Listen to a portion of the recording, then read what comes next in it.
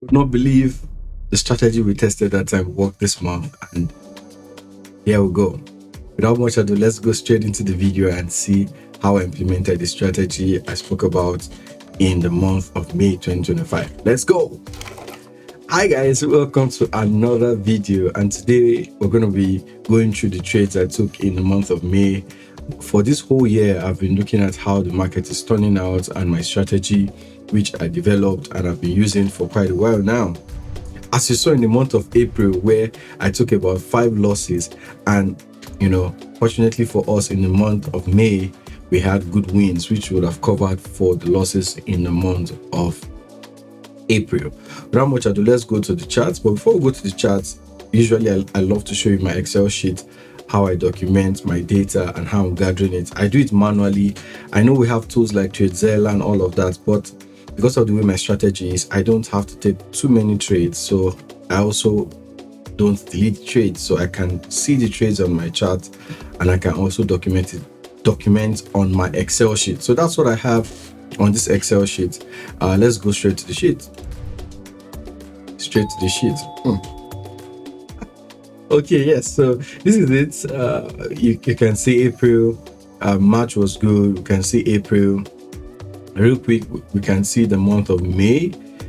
You can see that we had a very good trade on the 6th. Oh, sorry, I didn't put the dates, but we'll go to the chart and see how it works. I think this is one reason they advise you to use TradeZella.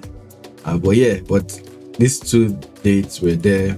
Again, I did not take these 2 trades. These 2, I was just trying to observe if the trade will work in our favor, and it did, and give a very good risk to reward. So yes, again, this is not something you catch every month. In a whole year, you might catch it just twice. So it's not something that you should bank on. It's just something that I noticed with the pair because I love the CADJPY. That's the only pair I trade. So that's how I could see this. I notice it occurs often, and then it's a good one. So yes, that's all on the data I have. This is for June. We'll talk about June in another video. Yeah, but let's just stay with May because I'm recording this in June. So yes, let's go straight into the charts and see the trades that played out. So if we go into the Forex chart, there you go. So this is the chart. So this is the 6th of May. Yep. Let me just replay. Yeah, so I got a question on trying to see how the replay works, and so let me just try to do it real time so that you can see it. So I'll go to the 5 minutes time frame. You come back to the 5 minutes time frame. So if you were to see this real time, how would it play out? Again, usually I wake up around here. Sorry, I come to the chart. Sorry, around here. Now, what I do, if you've seen some of the images I sent to my WhatsApp page, which is free, my Telegram page, which is free, I'll draw something like this. So when I draw something like this, I'm expecting for this liquidity to be taken out. So let's check the next candle. You see that the next candle, okay, market is ranging now. Liquidity has been taken out. Oops, I'm sorry for that. So liquidity has been taken out. Then I'm going to be looking out for my entry. My entry is very simple. I'll begin to have for this buy stops. So I'll put one there. So you have a buy stop there. Let's go to the next one. Now another buy stop will be here. Mind you, I'm still going to be calculating the stop loss. So let's put this like this. Again, this is in 5 minutes, so you have a lot of time if you have experience. So this is 14 pips. Now that it's once this closes red, now it has closed red, then I'll put it here and put it like this. Then this would be about 11 pips, but let me put 12 pips and then change it to 11 pips. Now I try to be as mathematical as possible. So yeah, this is where it's going to tap us in there for the entry. Tap in there, and then all we just need to do is allow this to run. Let me just make this run fast, and this is what happened next. Oh, why did that slow? Okay, so yep, I just wanted to run fast because of this video. Now notice, so these are the things you will have seen. This is why I set it and I forget, because at this point, many people out of fear will have taken out the trade, but no, you just leave it to run. Even at this point also, you have to leave it to run. I think, oh no, it's 1 to 5, pardon me. So 1 to 5, yep. There you go. So let's go. So a lot of panic will have happened here, not until this happened. And so this is how you will see it in real time. I'm just trying to show you the psychology of the trade, where you would have seen this go up, come down, go up, come down like that. And then if it was at 600, which usually is where I put it because of the even number, so it should have been a 1 to 5.5, a very good one. But my points here is that this is what you will see in real time. Notice it took almost the whole day before it could play out. So usually you have to be patient with your trades, and that was a trade on the 6th of May. So let's go straight to the other trade. I'll go back to the 6 hours time frame. I'll just play this so that we can see. So this is it. So we usually, this particular strategy, we've spoken about it before, it happens just usually after Friday and Monday. This pair is good with creating some form of gap. So when I saw this, this was on Sunday evening US time, I was like, okay, good. So my prayer was, Lord, don't let it fill up this place until the New York time. So you can see this is a gap, and ideally the market is supposed to fill. It's called inefficiency gap. A lot of names have been given to this. So this was early in the morning on Monday.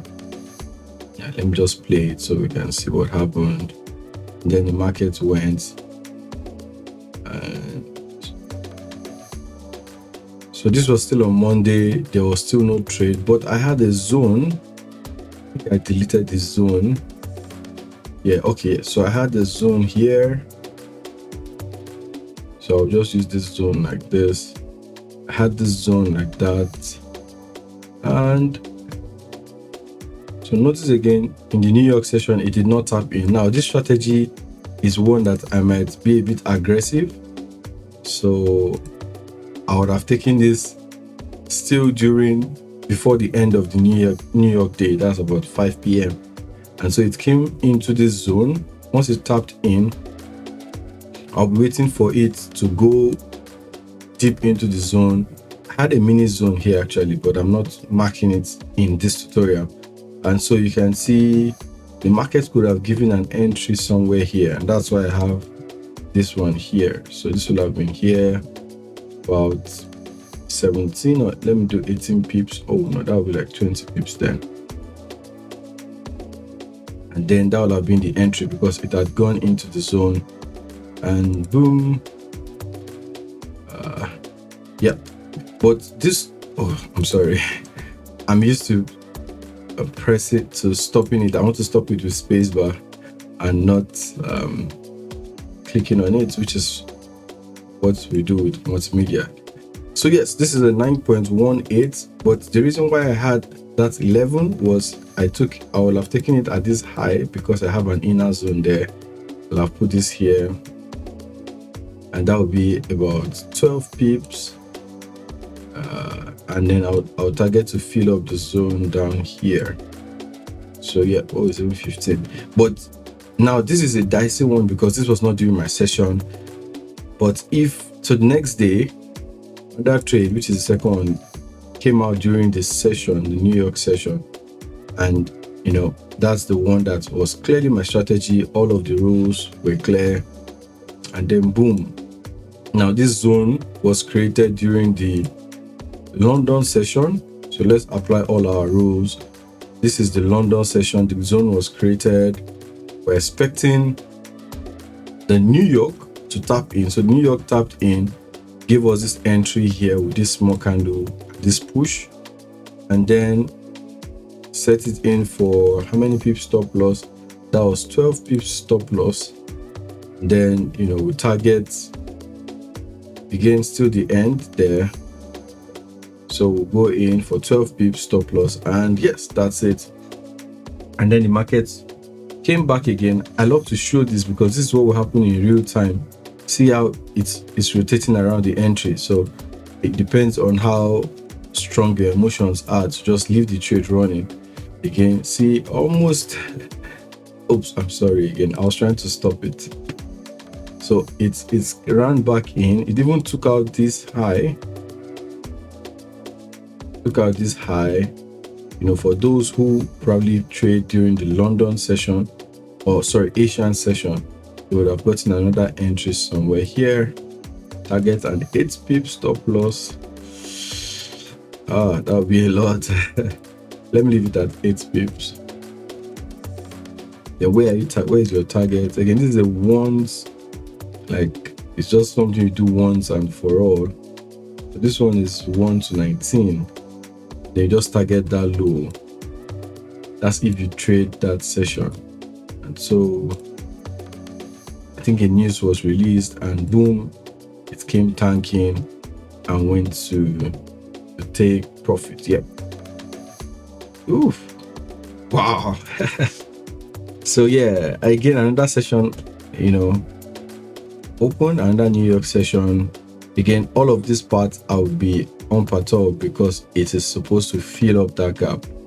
And that's how I plan to trade this particular strategy. So see, it took about 2 days to hit the target, but if eventually it did hit the target. So oops, again, but eventually it hit the target because I do video editing.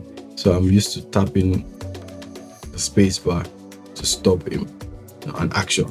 So yes, that's it for the month of May. So it'll have been a very nice 1 to 19 trade or 1 to 20. And that would have been very, very good. But again, I'm hopeful to look out for this. If you follow this channel, I think you should have seen us speak about this strategy. We even saw it on a live video. And yes, that's all we have for today. So yeah, that's all about the trades I took in the month of May 2025. Again, it was a good month. The very first trade was all I needed. Just one trade, one pair, one time frame for analysis, one time frame to go in, and that's it. You need to keep it simple to see consistent gains in the market. Again, we're not doing poorly. I think our yearly reward is still about 30 to 40%, which is something good that you can give an investor. Yes, so that's all I have for this video. In case you've not seen other videos where I made a recap of the trades I took in different months starting from last year, you can go to the playlist and watch more of it. So the next video, have a good one. Stay blessed. Bye.